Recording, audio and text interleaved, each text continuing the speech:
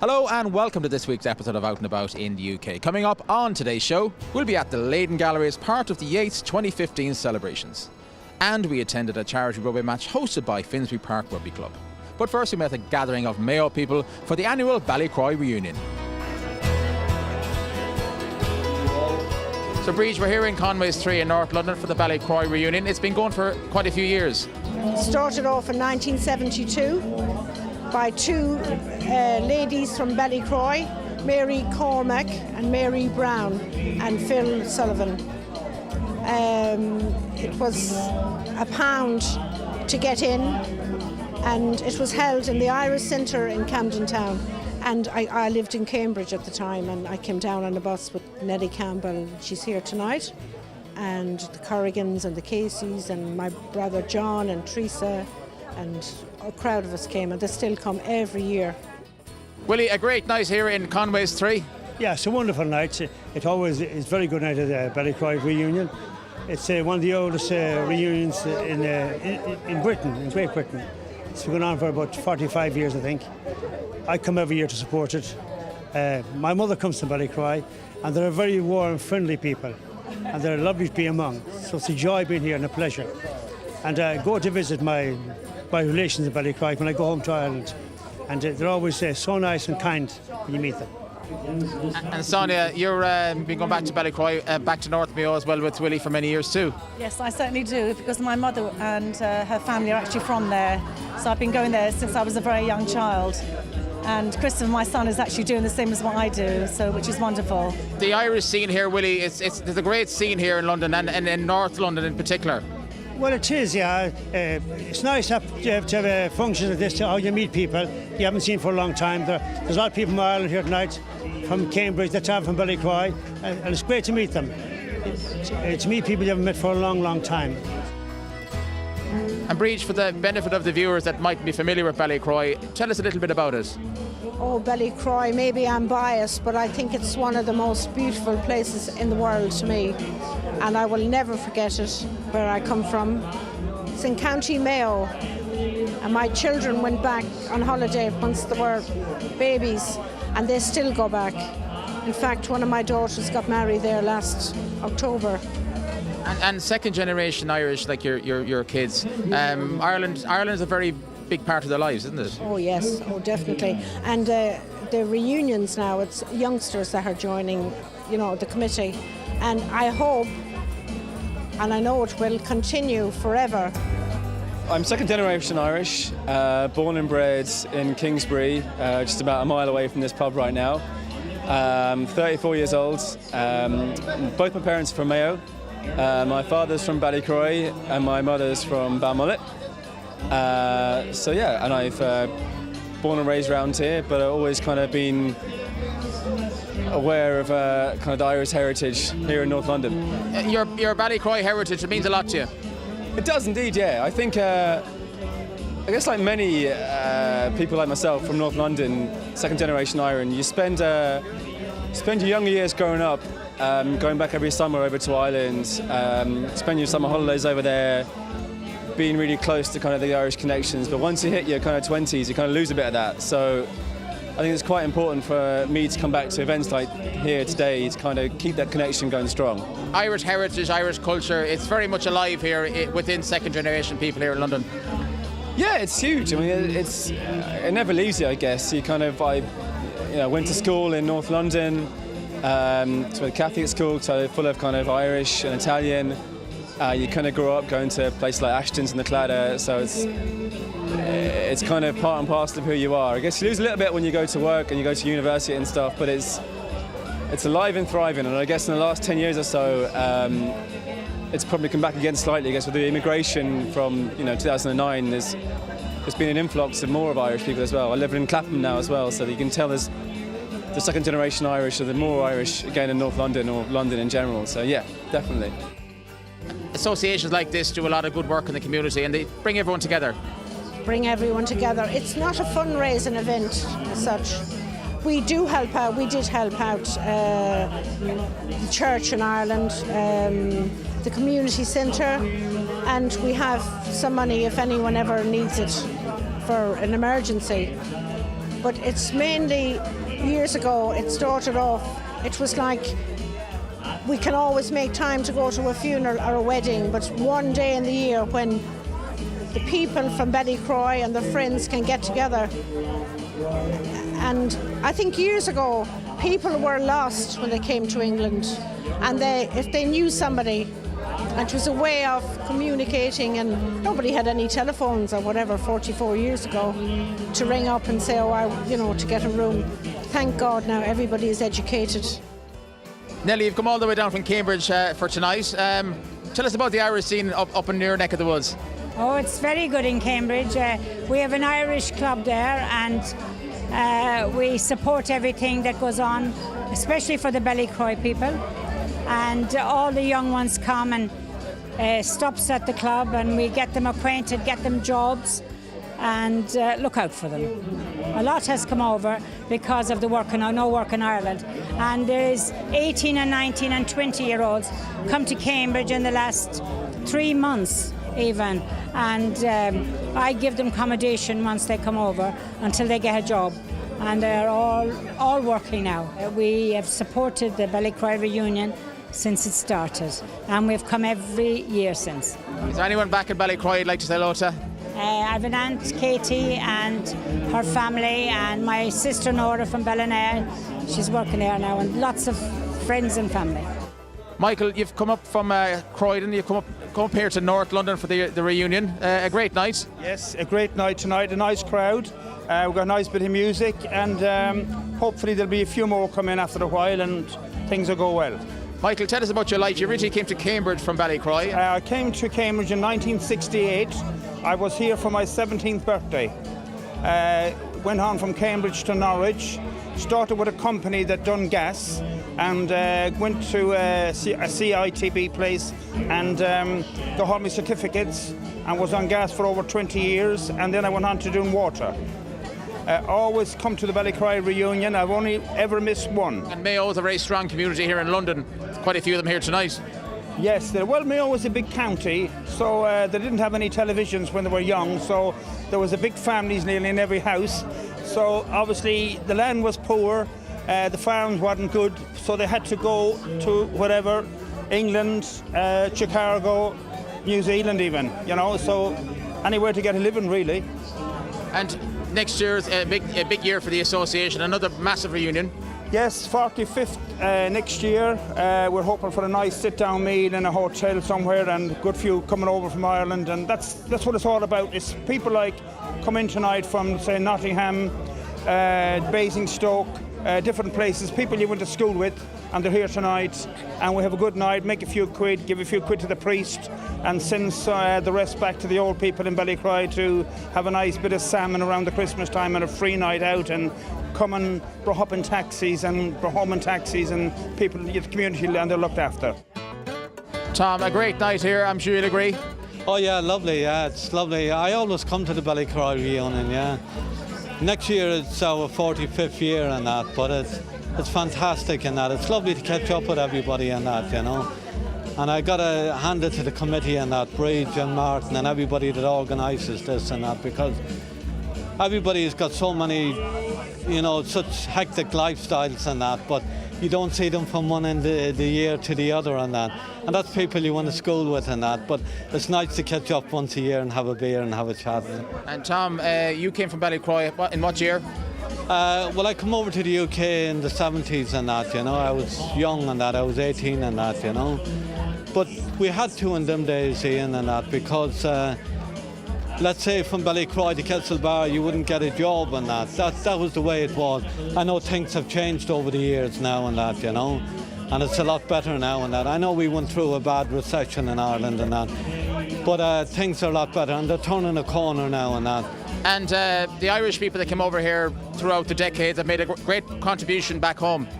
Well, Ireland is, it's special to a lot of people and that, and it's special to us and that, because I normally go home 2 or 3 times a year, because my parents are still alive, and I want to say to everybody in Ballycroy and that, especially in Duna and that, and the Corrigan family and that, hello to everybody and that. and especially to Clary's Pub in Ballycroy and that. But anyway, as you were saying, Ian, and that, yes, a lot of people, but they all love Ireland and that, you know. You know, you meet anybody in the world and that, and Americans and that, and they all want a piece of Ireland and that, you know. David, you've been coming to these reunions for many years. Tell us about it. I've been in 42 Ballycroy reunions, in the Gresham, the Irish Centre, in the Corbrest, the Gouty Moor, and now Conway's.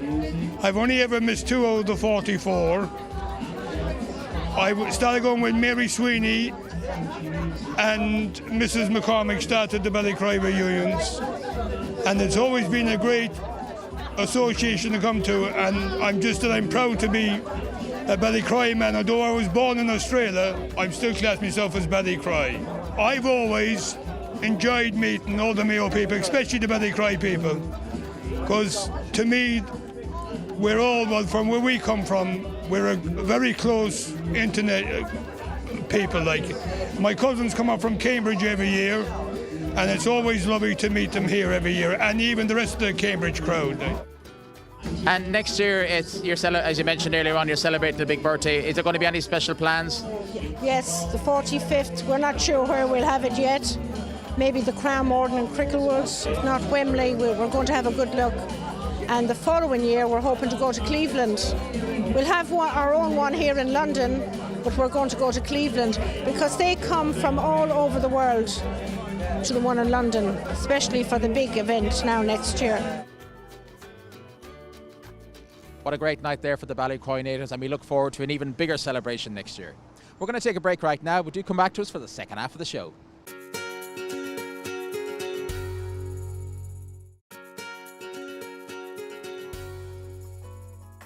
You're very welcome back to the show. Recently, Finsbury Park Rugby Club held a charity rugby game in aid of some very worthy causes.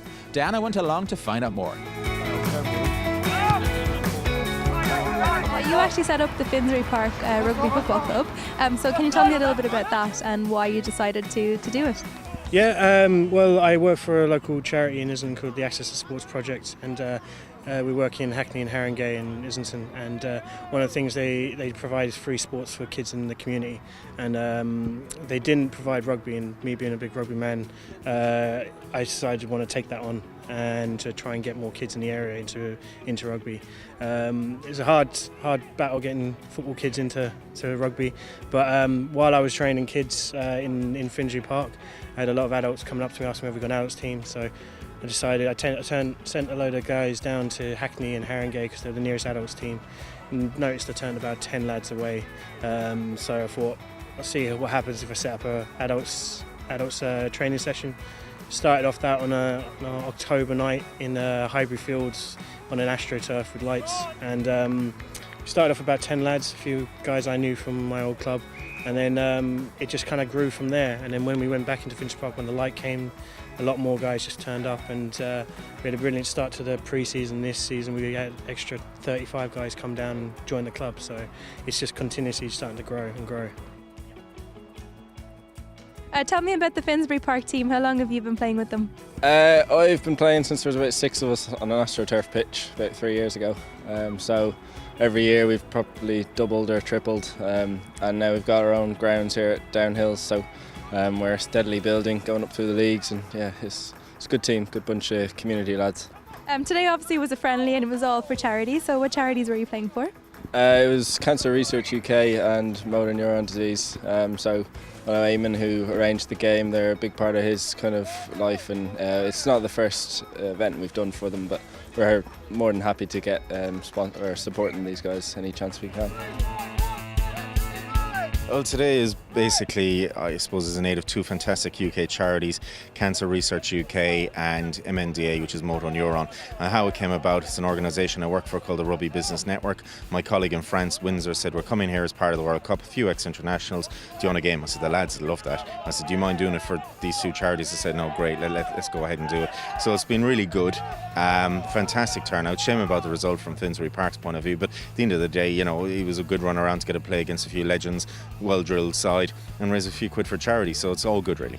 No, this isn't your first attempt at fundraising. You've done other events before and you're going to continue doing events. Yeah, of course. I mean, in the pipeline there might be a potential trip to Ireland next year, but then that's kind of further down the line, again for the same charities. But we've done a few golf days. We've done actually an event at Allianz Park last year with 3 other teams, and again it was for these 2 same charities. On the other side, the club also do stuff throughout the year for Josh Carrick, which is another cancer charity. But I mean, we're very into this because obviously it brings people together and gets us out into the open. You brought a great team of people today. It was about 35 of you. That's a lot of support. Yeah, it's a lot of support. We have an all-boys rugby club from the southwest of France, the Archibald Cote Basque. The club is about 40 years old now, and every time for World Cups or big rugby event or even sports event, we always try to bring a team for a weekend and have a rugby game, and of course, go to watch the World Cup games.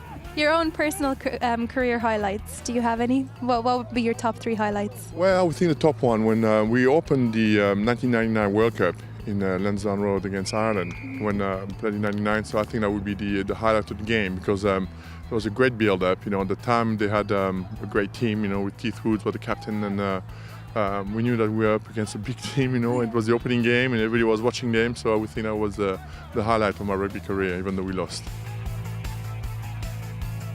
You are a well-seasoned rugby player.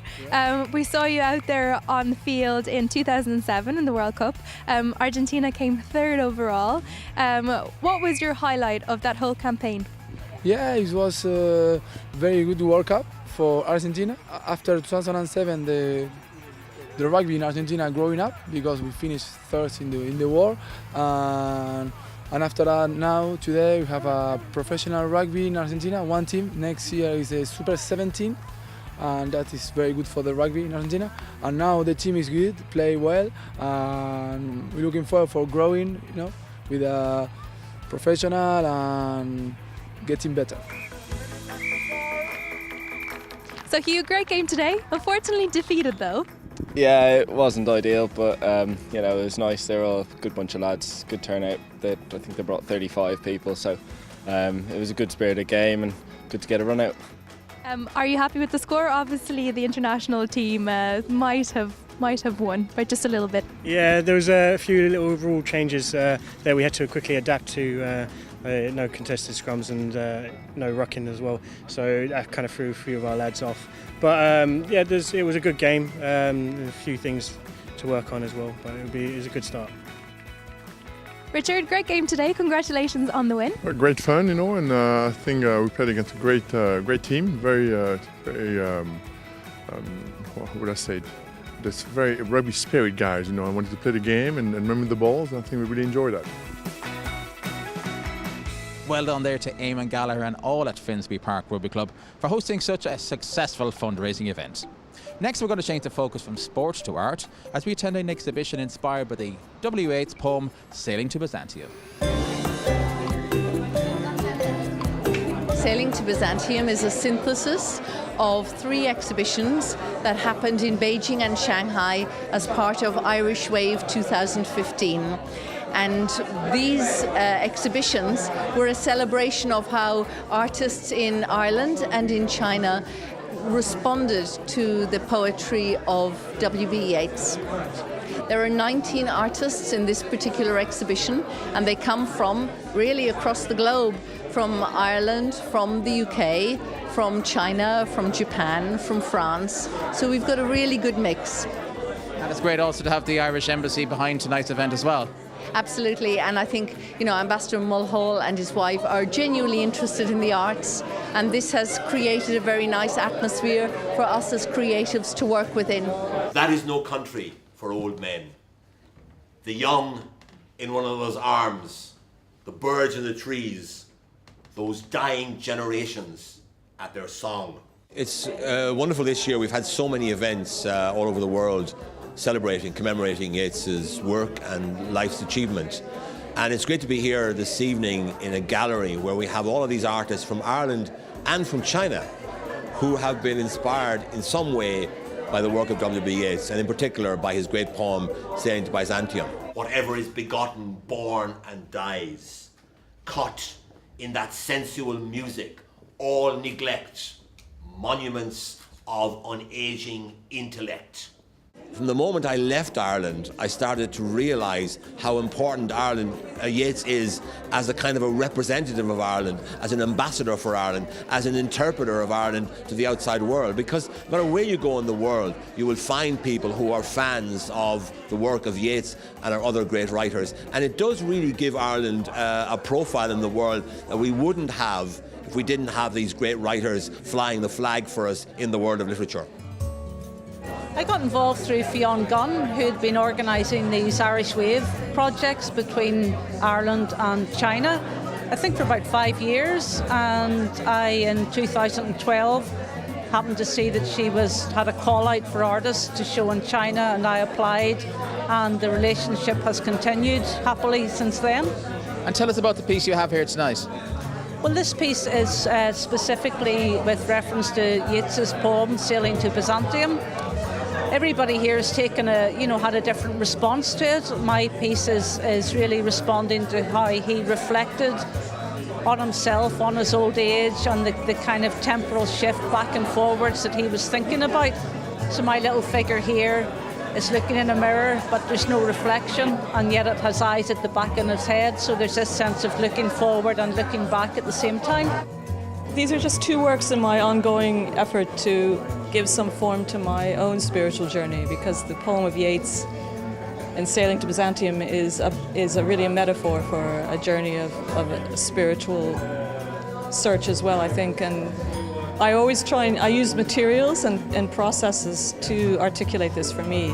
I think there's fantastic quality in Ireland. I think the students I have in the College of Art are very committed. They're very sensitive in the way they make things and in their contact with ideas and materials. And I just think there's a lot of creativity ready to erupt from Ireland. I think it's a really good time for Irish art. We've only been open 2 years now. With my partner Adriana, and I'm an artist and I've done so many things. I've done films, commercials and stuff, but I'm a painter. Adriana is an academic writer in the arts, and so we're combining all our experiences together into making a gallery. So we've been open for 2 years, and we've survived the 2 years, and so now we're onwards and upwards with it. If people want to find out more about the Leydon Gallery, how can they do that? You can find out by looking on our website, which is leydongallery.com, and we're also on Facebook, Twitter and Instagram as well.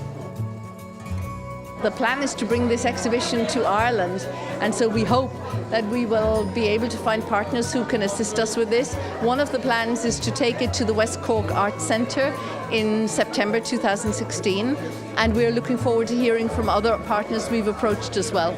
If people want to get in touch with you, is there a website they can log on to? Well, they can log on to the website www.bigsmallartists.com, or else they can log on to my personal website, which is www.fiongun.org. Well, amazing artwork on display there at the Leydon Gallery. If you'd like to contact us, send an email to ian@irishtv.ie, and you can also find us on Facebook and on Twitter. Unfortunately, that's all the time we have right now, but do come back to us next week. We'll be out and about in the UK.